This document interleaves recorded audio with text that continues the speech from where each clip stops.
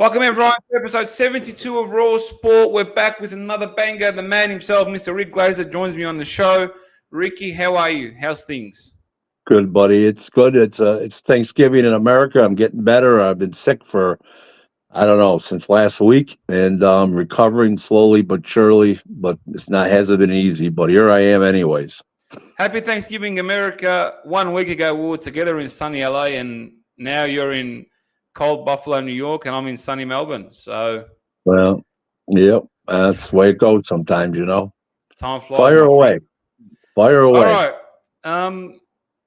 An organization that you've done a lot of work with in the past, and you continue to, which is no secret, is Golden Boy. There's Mhm. been a ton of controversy this week with Ryan Garcia and his exhibition bout with his Japanese opponent. It seems to be he's gone and thought he can do whatever he wants and signed the deal and so on, and just excluded Golden Boy. And Golden Boy clapped back, and Oscar's clapped back in his clapback Thursday and said, hang on a second, mate. We are your promoters. You can't just go around and sign up deals. We have rights over you. There's contracts in place. This is not a jungle. There's laws that you have to follow. What do we know, my friend? You're deep in the trenches. They they have a contract. It's called a promotional agreement. It's a long-term agreement over a series of years. It was extended not too long ago, and it's been in good standing. He just did his last fight. He was on suspension till next April 20th. Gets off the 21st of April.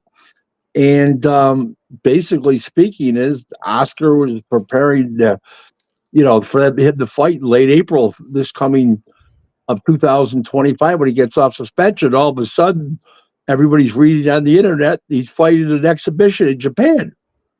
Didn't know anything about it, and you just can't do that. And you remember something? Oscar has a deal with the Zone. His fighters fight on the Zone exclusively, so he can't just go and take a fight without Oscar's permission because Oscar has an obligation to the Zone. So it's not just Ryan and Oscar, it's Golden Boy and the Zone. So it's way more complicated than Ryan would ever imagine. He just doesn't understand. He's not getting good advice. Who's ever giving him the advice? He's not with Lupe Valencia anymore. That's been long gone now, since I think June. But who's ever giving him this advice? I think a relative or something. I've heard a brother-in-law, something, I don't know, a cousin, something, some kind of relative, just doesn't understand how boxing works. You just can't go take a fight or an exhibition or any by the way, these contracts read any display of your talents. So it doesn't matter if it's an exhibition, it doesn't matter if it's boxing, MMA, it doesn't matter if it's kung fu, it doesn't matter if it's theatrical. Any display of your talents. There you go.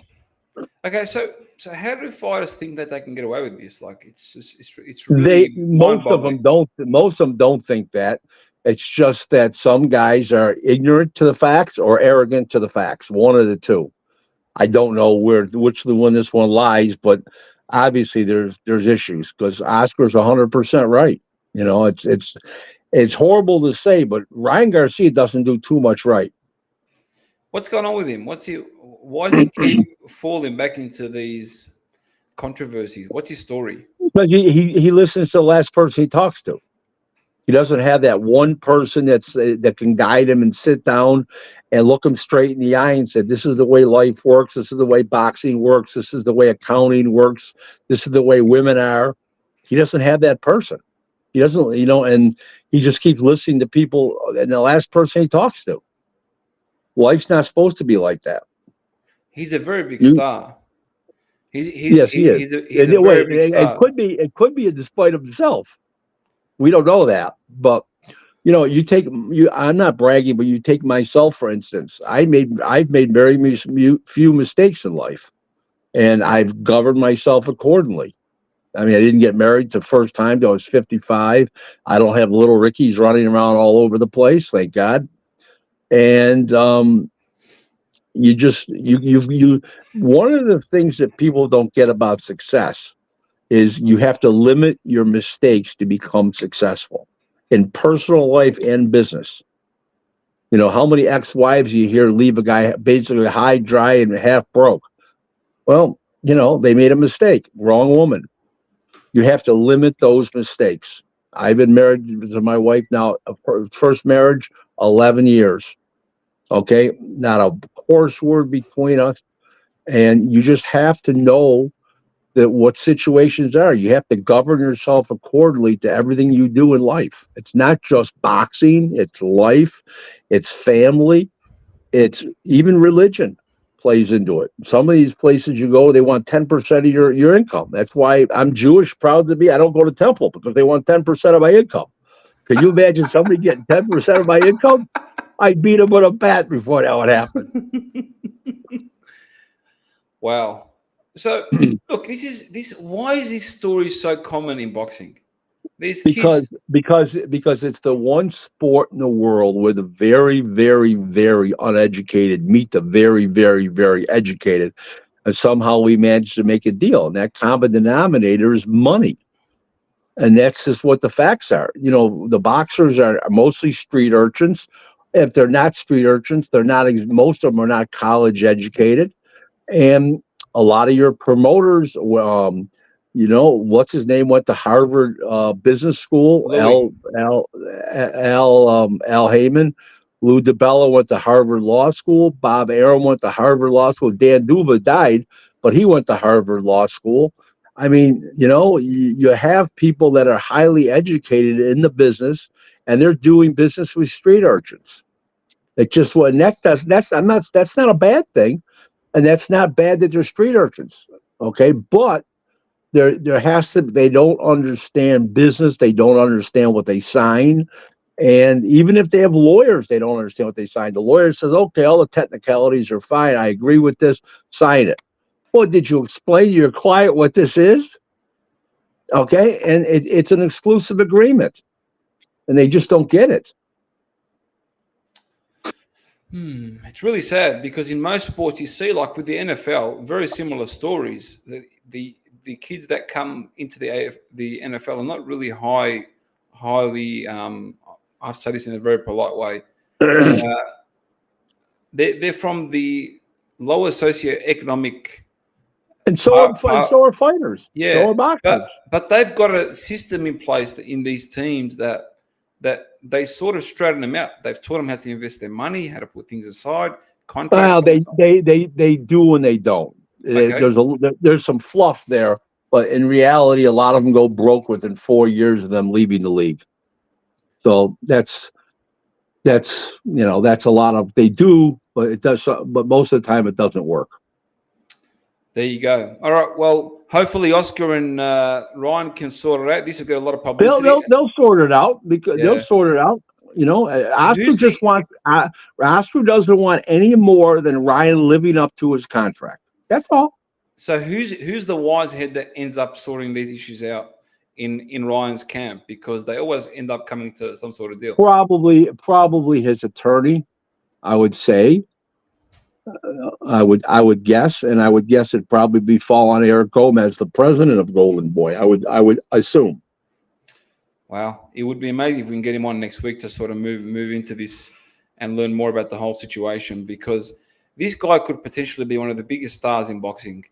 He is now, but he could be the face. As a human being, he's a fuck up.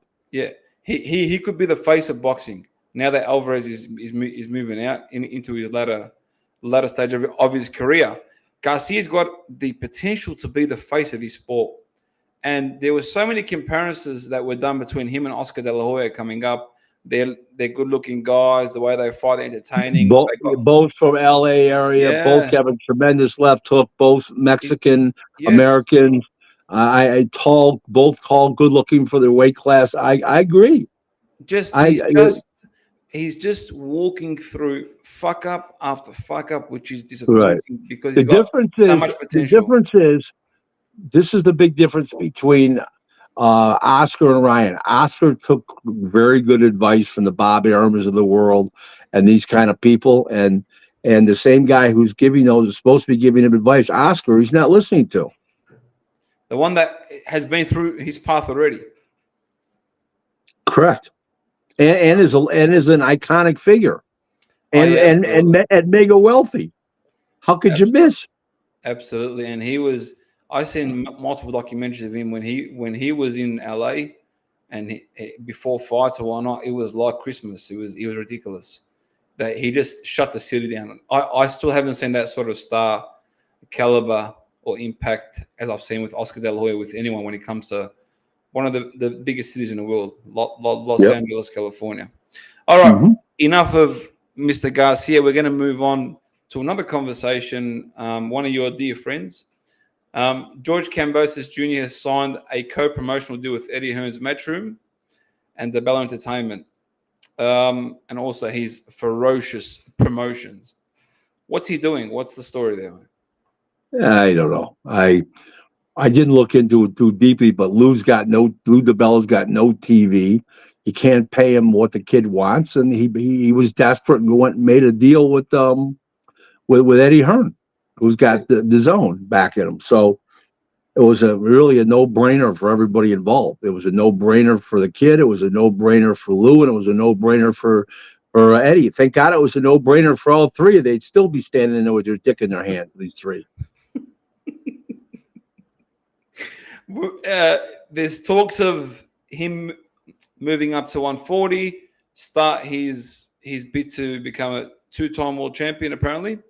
And He'll never become a world champion at 140 pounds. yeah, Now with anybody that's champion right now. And there's talks of a big clash with Liam Paro. If Liam Paro, obviously, he's got a fight coming up this week to defend his title. Right. If Liam Paro wins, he'll beat Kambosos easy. Let's talk about Liam Paro. Liam Paro did what not many people could have done. He went to Puerto Rico in the hometown of Sabril Matias. Matias was the boogeyman. Nobody wanted to fight him. From all reports. Why hasn't this kid got the exposure that he deserves? It was a massive win. Massive win. I don't know. You'd have to ask Eddie Hearn that. I don't know what's stalled, why everything is stalled. I don't really know. Maybe the kid wants too much money to fight, and that's why he hasn't been able to fight, recently or whatever. I don't really know. I haven't followed it that closely. It's just one of those things that maybe maybe he didn't want to fight that quickly or whatever, but just because you beat one fighter doesn't make you a superstar. I mean, it goes back to the Mike Tyson and Buster Douglas. Buster Douglas beats Mike Tyson, but you don't become Mike Tyson. But everyone's still talking about Buster Douglas until now. Well, that's because he beat Mike Tyson, but he didn't become Mike Tyson. Mike Tyson's still Mike Tyson. If you would have put Buster Douglas in the ring 2 weeks ago with fake Jake Paul, well, what would have happened? People would have watched because of Jake Paul, but they wouldn't have watched because of Buster Douglas. People watched because of Mike Tyson. So what do you think went wrong with this kid, based off what you've seen? Liam Paro? I don't know. I can't answer that because I really haven't followed it. But Eddie hasn't really beat the drums with it. He hasn't. No, he hasn't. No, I don't know why. Yeah. It just sort of like lay dormant. I don't know why. That I can't answer. That's on Eddie. I've always said Eddie's been a great promoter in the UK. Of himself. Yeah. Oh, what's that? A great promoter of himself. He's more interested in himself. But he's been he's done some big shows in the UK, and he's been a real good promoter. But he's been a dismal failure in the United States. Puerto Rico's basically part of the United States. He hasn't really done anything. He did one show in Australia so far. He just maybe a show in Italy, and he's been doing some stuff in Dubai now. Saudi Arabia now in Riyadh, but he hasn't really been a success besides in the UK. Now in Riyadh, everybody's a success over there because it's the operation is different. But Eddie spread too thin, and I think Liam Paro has suffered because of that. Wow. Speaking of Riyadh, perfect way to segue into Riyadh. I read an article last week about Riyadh being this huge phenomenon attraction. Everyone's going there, fights are happening, but apparently there's no crowd. What's going on? Um, I don't know. I can't answer that question because I don't know. I don't know what the reasoning is. I don't know what I don't understand. Somebody have to be explaining to me this why they're doing what they're doing over there. They just did 95,000 people in England. If you did that show that they plan on doing, um, February 22nd. yeah, and you Yeah. did that show over in half the show in the in England and half the show in the United States, you do gangbuster numbers. Yeah, absolutely. Why I don't know if they're because they're trying to draw tourism over there. They're trying to show the country. I don't know what the reason is. I But really if they don't. promote the country on those shows in those countries, in the UK and the United States, they're more likely to attract people than No, having people go there to watch the fight. I agree. I agree with your thinking. They'd also draw a lot more people. I mean, Daniel Dubois fighting Joe Parker would sell out a stadium over there. For Okay, sure. even the Yeah, dead of winter. And 100%. I think that with the rest of the show, Virgil and Ennis and all these other fights they got on the show, they would sell out a stadium over here. Yeah. So I don't understand why they're doing the things they're doing. I'll leave it like that. There's too many yes men. That's why no one's given the hard facts. That's my belief. Well, that could be. Okay, moving on. Teofimo Lopez has joined Eddy Reynoso. Eddy's joined his stable. Are we going to see? I mean, look. Let's be real here. Coaches joining trainers in the latter stage of their careers, they're not going to really change fighters. What's the game plan here? Are you talking about Teofimo? Yeah. I don't know. I mean, the father's so crazy and loony toony. I don't know. I don't know what to make of it. I don't think Eddy Reynoso would allow himself to be window dressing for those guys. So I don't know. I may think maybe they are serious about it. I would think so. If they are, they picked the wrong guy because Eddie's not going to play backseat to that father. That's why I'm not quite understanding. But like even at this stage, all right, you're a fighter, right? I'm going to put you in the shoes of Teofimo. Why are you bringing in Eddy at this stage of your career? Well, I think he thinks that Eddie can shore up the corner, and I think he thinks that he could learn a few things from Eddie. When he looks at Canelo and their preparation, he probably thinks he can learn some things, and maybe he thinks his father can learn some things. I don't Interesting. know that. Interesting. I don't think I can't put my mind in the mind of a crazy person because I'm not crazy. So I don't know how crazy people are thinking. All right, fantastic. Now, we're going to move on to a conversation that has impacted the industry as a whole. During Floyd Mayweather's reign, the zero was a huge impact. The zero had a huge impact on a fighter's career and how far they Mm-hmm. progressed. And fighters were very scared of losing a fight. Mm-hmm. Has that dwindled out? And was that good for No, the sport? no, it's still pretty prevalent. I mean, I've seen kids lose and their first time and they're sulking. I mean, like their father and mother died. But I from a mean, promotional and business component, from the promotional business aspect, I think if a fighter loses, like he's 12-0, and he loses a decision, or 10-0, and he comes back and gets a couple wins, people forget about that loss. Now, if the guy goes out and gets splattered all over the ring and gets knocked the fuck out, that's a different issue. It depends how you lose. And if you lose gracefully or you're pissed off, there's so many factors in there. so the Could Mayweather you effect, lose a disputed yeah. decision? Did you get wiped around the ring for all 8 rounds or all 10 rounds? It just depends on the situation. But So the, I think it's still a major situation. I think that too many people look at that zero like the golden sombrero, and that's not the case. and is it hurting the sport? Oh, definitely hurting the sport. No, there's so many people not taking fights. I've offered people fights where I guaranteed him a comeback fight. Literally, if you lose, you can come right back on this date, and I'll get you a win. Oh no, I don't want to lose. They fold up the pop tent. They won't even take the fight. Unbelievable. Wow, there you go. All right, Rick. That brings me to the end of my questions.